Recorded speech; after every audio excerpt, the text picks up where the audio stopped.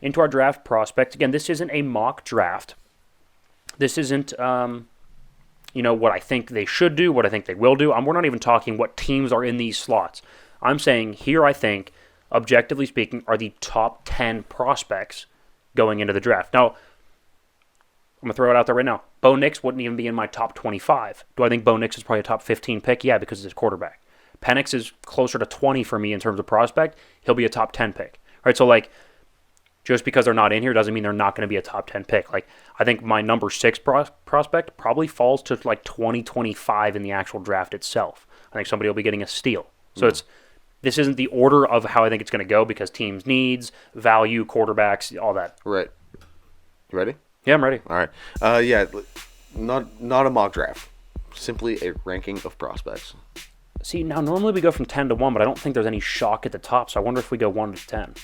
I don't know. What do you think we should do? Let's stay with the norm. Okay, let's stay with the norm. So we'll go 10 to 1. I think number 10 here, Rome Odunze, the wide receiver from Washington. Now, I didn't think he had a great game against Michigan. I thought him and Penix were just kind of off timing-wise. But I think that's one of the best secondaries in college football in the last decade or two, that Michigan secondary. So I think that can happen. But he's big, strong, really, really strong hands. Kind of reminds me of an Alshon Jeffrey type, but I think he runs a lot better. Yeah. Big, strong at the catch point, jump ball type guy, can go down the field, push it. Good on more intermediate to deep routes, but can still be more of a tactician in short routes. I think he's a good route runner, strong hands. Rome Odunze at 10, which is needed in the NFL today too. You go through the list of teams. Who wouldn't want a guy like that? I think a lot of people have Malik Neighbors ahead of him. I don't see that at all. I think Odunze is a much better prospect than Malik Neighbors. Maybe I'm crazy, but I feel fairly strongly about that. He's 6'3", 215. Neighbors is 6 foot 200. I would take Odunze over Malik Neighbors. All right. Number 9, Jaden Daniels. So I was like, he just seems kind of small to me. Seems very Bryce Young-esque. Thin, wiry, almost too small. And then I look, and he actually reminds me more of Lamar Jackson's body type. I don't think he moves as well as Lamar, but I think he's up there. I think he moves just as well as Kyler. He just doesn't look like Kyler because he's a lot taller and thinner than Kyler. Yeah. But he's 6'4", 220. He's got some size to him. You look at him, you're like, wow, he's pretty wiry, but he's tall. Bryce Young's 5'11" in cleats, right? That's a different type of small. Yeah. Jaden Daniels can see over the line. He's 6'4", 220. He's big enough, and I think he'll continue to put on size. We've seen Lamar put on size, add a layer. I think Jaden Daniels could be much of the same. Very good, very experienced. I think he could walk in day one and be an impact player. Well, what I like is that he has that style of play, but he also has the size and the frame to be okay and hopefully not take as many injuries as we've seen a Lamar, as we've seen a Kyler. These quarterbacks that are hypermobile, that rely on their legs, that scramble, that get out and run, take the ball themselves, that's fine, that's good. And it's proven to be pretty successful in today's league. But the problem is they're undersized, they get hit too often, and they end up injured. So having somebody with a little bit bigger of a frame that can be a little more sustainable when it comes to running like that, I think is a good thing to have. Yeah. Let's go ahead and go with number 8. I think Dallas Turner, the edge from Alabama. So he's 6'4", 252. He's not the strongest edge. He's not the fastest edge. But the combination of size and bend around the corner, I don't think he's Myles Garrett. But I think it reminds me a lot of Myles Garrett, where it's he's not the fastest because T.J. Watt's the fastest, Nick Bosa's the fastest. I would argue Joey Bosa's faster. He's not the strongest. Aaron Donald's a lot stronger. I think there's other edge guys. Max Crosby strikes me as a little bit stronger, but he's the combination of size and speed. You're like, why is somebody that big moving that fast? That's kind of what Dallas Turner reminds me of. He's only a junior, so he's a little bit on the younger side, but I think he's fantastic. Alabama edge, Dallas Turner at 8. Love it. Let's go ahead and go number 7, Joe Alt, left tackle from Notre Dame. I don't think he's quite as good as the Ola Fashanu from Penn State, and we'll get to him farther up the list. But I think Joe Alt is a safer pick, if that makes sense. I think Fashanu can be a better player, thus a better prospect. His ceiling is higher. But I think Joe Alt has a higher floor. I think he's going to walk in day one and be a really, really high-end starter. I don't know if he's ever going to be the best left tackle in football.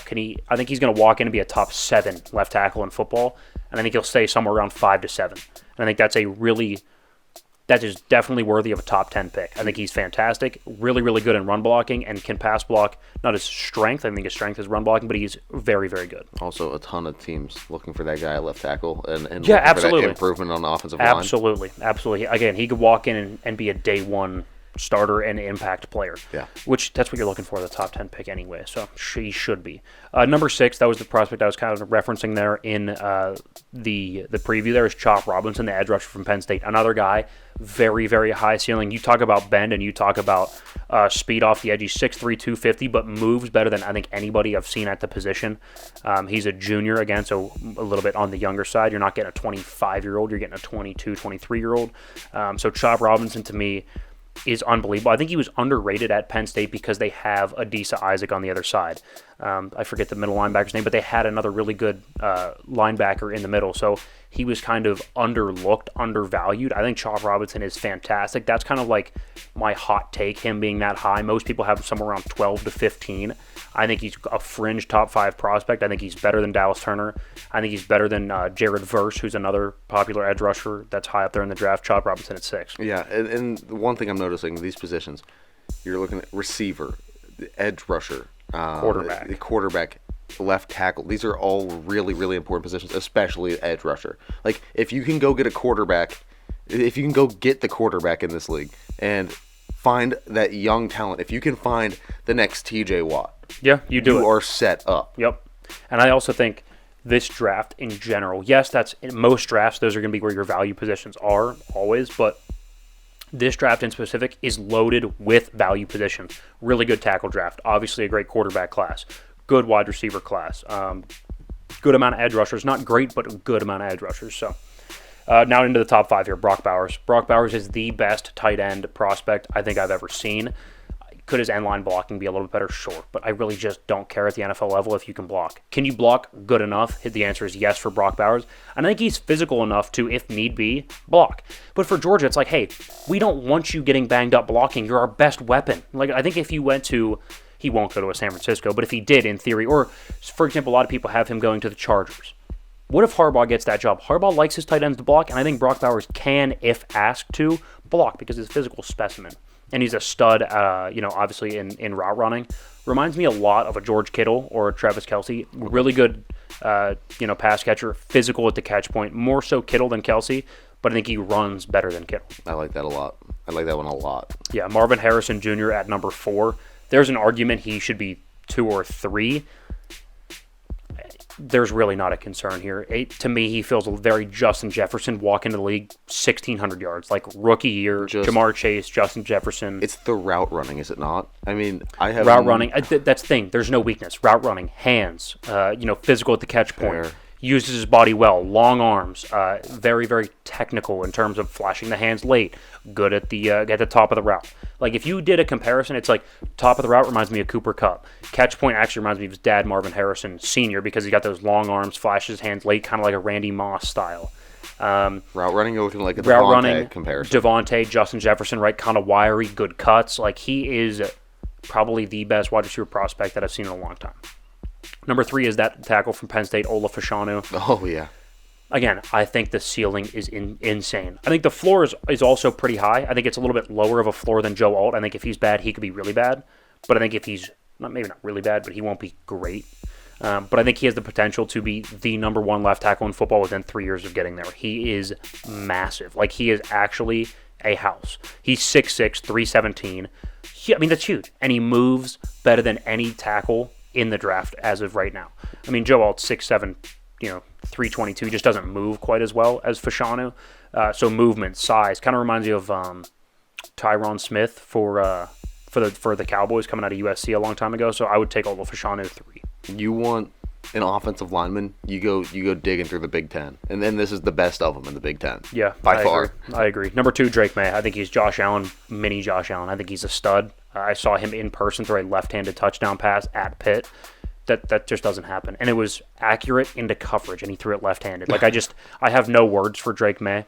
Physical specimen, I think there is some propensity to take too many risks, but I think there's also an argument that he had to because he's at North Carolina, which isn't necessarily loaded with talent, so he kind of had to be that guy. Right. But I think Drake May is a stud. He's 2. That's where you get the Josh Allen comparison, huh? Yeah. Where it's either Drake May does it or they lose. Yeah, I think if he can go to a situation where it's not all on Drake May, then he'll be Really, really good. Okay. Caleb Williams at 1. I'm so no. done hearing the argument. Well, they should take May. I think there's a significant gap between 1 and 2. I think Drake May is fantastic. I still think there is a significant gap. I think Caleb Williams is the best quarterback prospect since Andrew Luck, and Andrew Luck was going to be a Hall of Famer had he not retired. Yeah. Period. End of story. I think Caleb Williams is that good. You can cry all you want about the painting his nails. I don't care. I just don't care. If he is generationally good, I just don't care. I care a little bit. That's fine. That's fine. I'm taking my generational prospect at 1. Doesn't matter. Give me Caleb Williams at 1. Let's run back through him. Caleb at 1. Drake May at 2. Ola Fashanu at 3. Marvin Harrison and Brock Bowers at 4 and 5. Chop Robinson at 6. Alt at 7. Dallas Turner at 8. Jaden Daniels and Rome Odunze at 9 and 10, respectively. Okay. Can I ask something? Sure. If Caleb Williams falls and he's not the first quarterback taken, can I paint your nails live on the show? Sure. Absolutely. Paint them pink. I don't care. Can we actually? Sure. This is so interesting, though. Dude, I'll get somebody that works at a spa to come in here and give me a full-blown treatment on my hands while I do my rant. Okay. And I'll shake on that right now.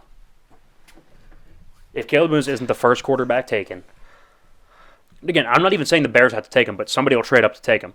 If he is not the number 1 overall pick, I'll paint my nails. If you guys want to see some feet finder stuff, I'll paint my toenails. I don't care. I feel that strongly about it.